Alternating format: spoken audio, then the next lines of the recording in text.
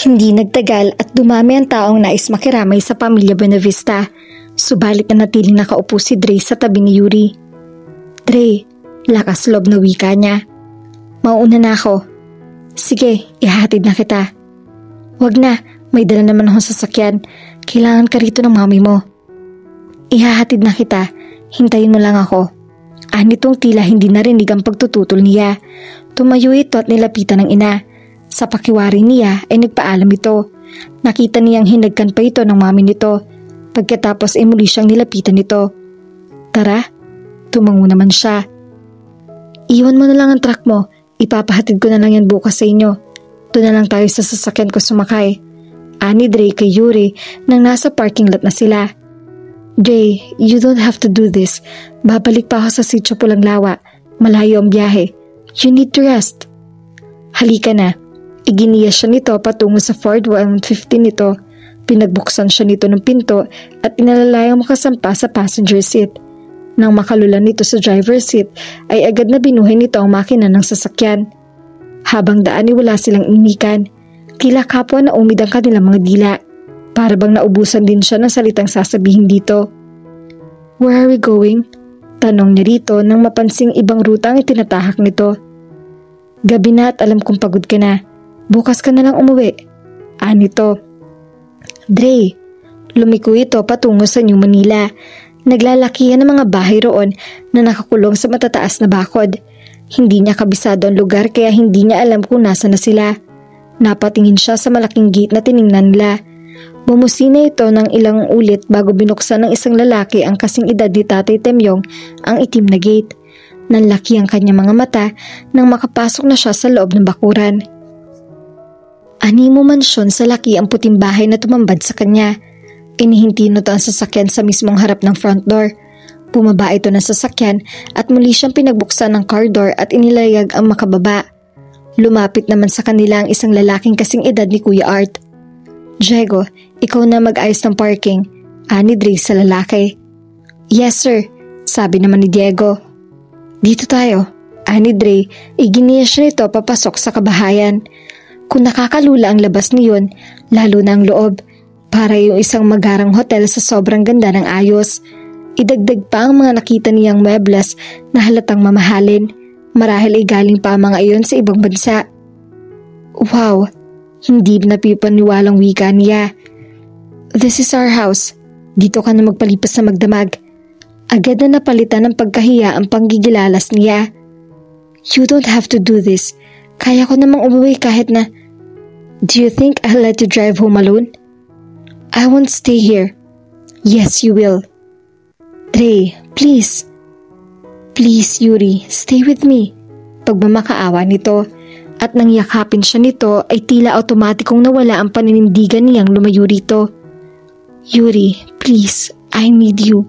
Hindi ko ito makakaya na mag-isa. Naramdaman niya ang pagtulo ng mga luha nito sa kanyang balikat. Ilang sandali pa tuluyan na itong humagulhol. That was the first time Dre cried since her father died.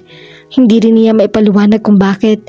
Nang makita niyang umiiyak ang kanyang ina, ang sabi niya sa kanyang sarili, hindi dapat siya magpakita ng kahinaan. He had to remain strong for her. But now that he was with Yuri, he felt weak. He felt like a child wooden and hurt. I'm sorry, I didn't mean to lie to you. It was pure coincidence. I didn't know it was my father who wanted to buy her in. Nang banggitin mo ang kanyang pangalan, natakot akong amining ama ko siya dahil baka lalo ako magalit sa akin. But I'm not planning to hide everything from you. Nang malaman ko kung gaano kahalaga sa iyo ang in, naisip kong ipagtapat na rin yun sa totoo. I plan to come back here and convince my father to change his mind about the project. Kumala si Yuri mula sa pagkakayakap niya at tiningnan siya ng diretso sa mga mata. Tila ba sinasalat nito ang katotohanan sa mga mata niya? Sino si Bianca? Tanong nito. She's the girl I was dating before I met you. Pero wala naman talaga kaming formal relationship. I never believed in commitments, at least not until I met you. When I told her I was not planning to commit myself to her, she became mad. Inakala niyang pinagtataguan ko siya. Please, believe me, Yuri. I believe you. I'm sorry. I didn't at first. I was hurt. It's alright. Let's put all this behind us. Ang mahalaga ay naniniwala ka na sa akin ngayon. Believe me when I say I love you because I really do. Mahal na mahal kita, Yuri. Mahal na mahal din kita, Dre. Ipinikit ni Yuri ang kanyang mga mata nang maramdaman niya mga labi ni Dre na lumapat sa kanyang mga labi. How she missed his kiss. Napawi ang mahabang panahon na pangungulila niya rito. Tumagal pa ang paghihinang ng mga kalabi nila at kapwa silang sabik sa isa't isa. Kapwa sila humihingal na maghiwalay. I missed you. Bulong nito sa kanya. I missed you too. Tugon niya. Mulay siyang yumakap at inihilig niya ang kanyang ulo sa malapat na dibdib nito. Dinig na dinig niya ang malakas na pagpintig ng puso nito. Dre. Yes, my dear? Huwag mo na ulit akong iiwan. Pakiusap niya rito. Never again, my love. I'll grow old with you. I'll do it. And I'll die with you. And never, even after forever, I'll stay and I still be wanting to be your beautiful soul. Dre, saan ba tayo pupunta?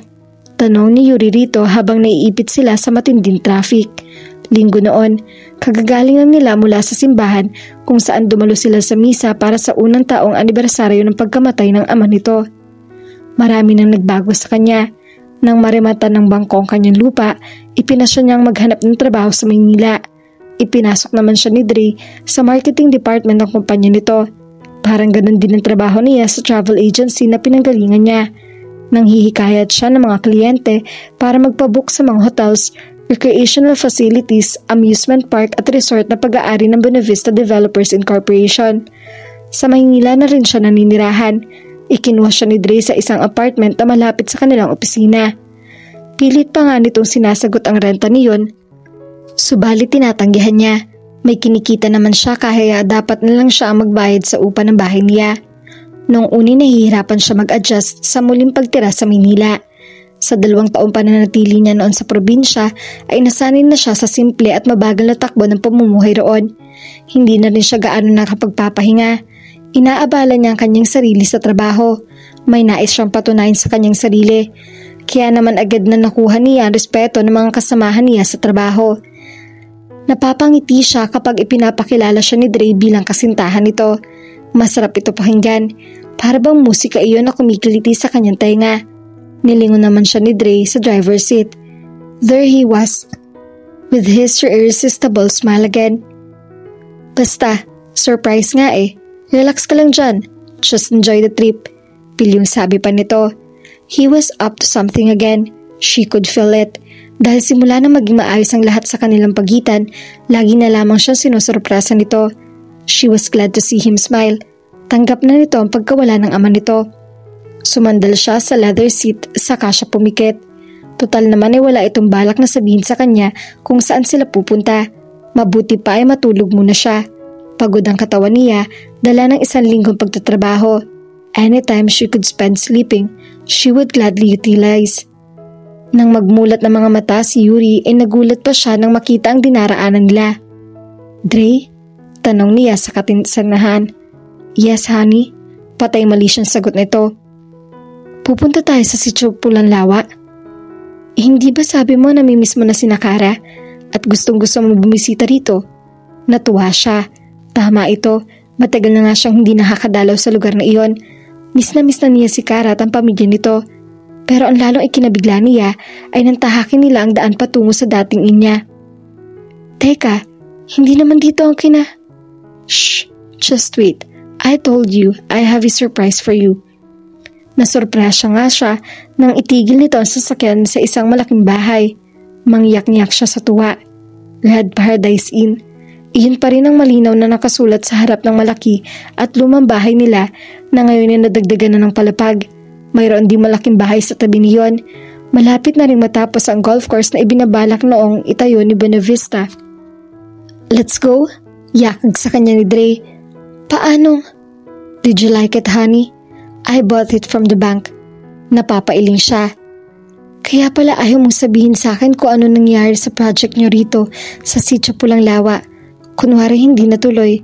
Pero yun pala, hindi naman talaga natuloy dahil ang golf course and country club na ito ay hindi na Buena Vista Developers, kundi sa'yo.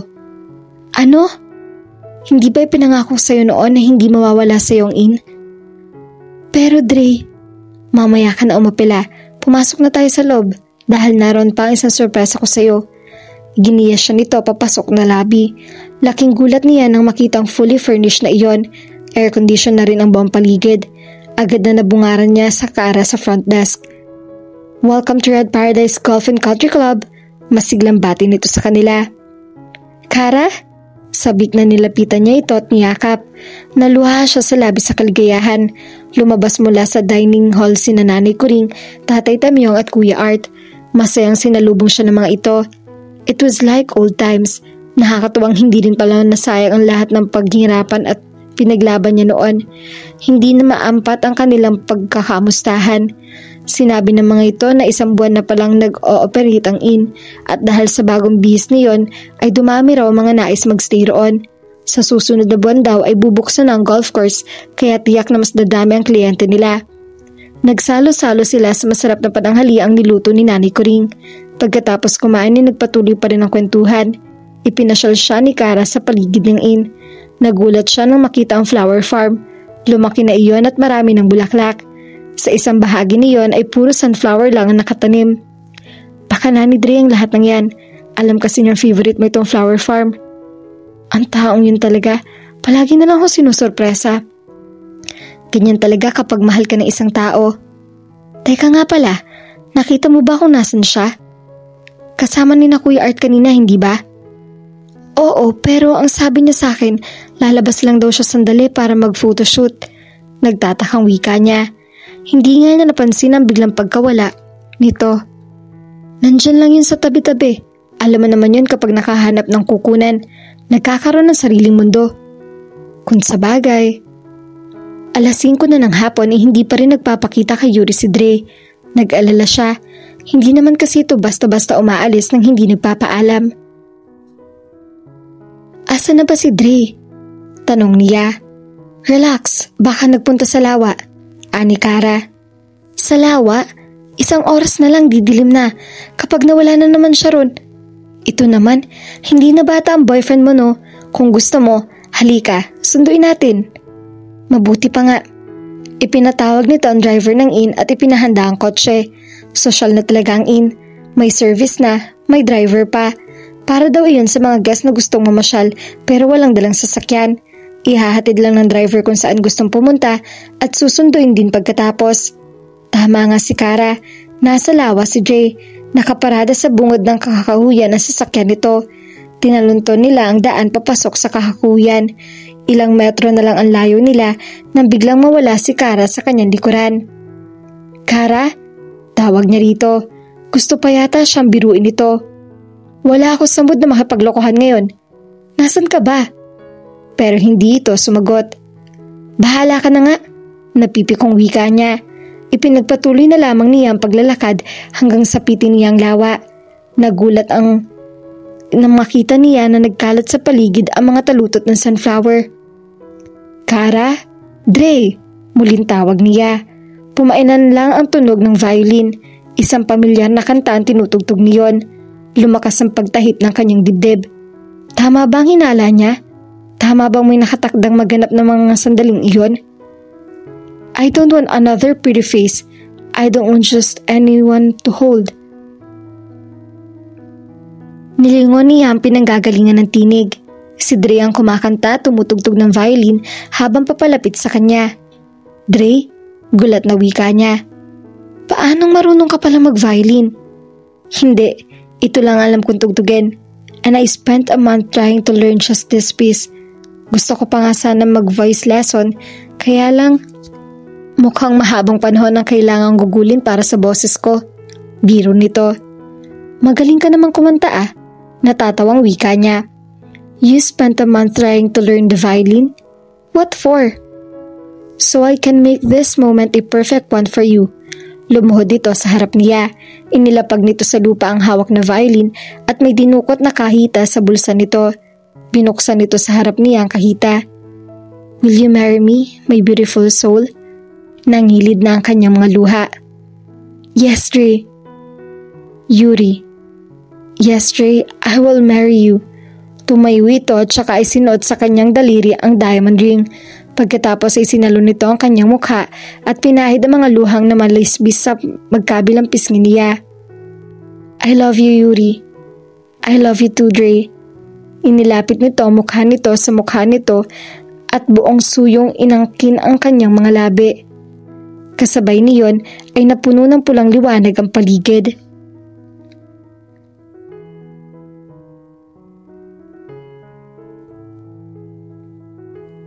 At dito na po nagtatapos ang kwentong pag-ibig ni na Yuri at Dre. At lagi po nating tatandaan, ang pag-ibig ay hindi tungkol sa pagkakakilanlan, kundi sa pagkakasunduan ng dalawang puso nagtagpo sa tamang panahon. At sa tamang panahon, may isang tao magpapatunay sa iyo kung bakit ka para sa kanya at hindi para sa iba. Sana po ay may napulot kayong aral at inspirasyon sa kanilang pag-iibigan. Muli po ay samahan at suportahan niyo po ako sa mga kwentong pag-ibig na ibabahagi ko sa inyo. Maraming salamat po. God bless at ingat po tayong lahat.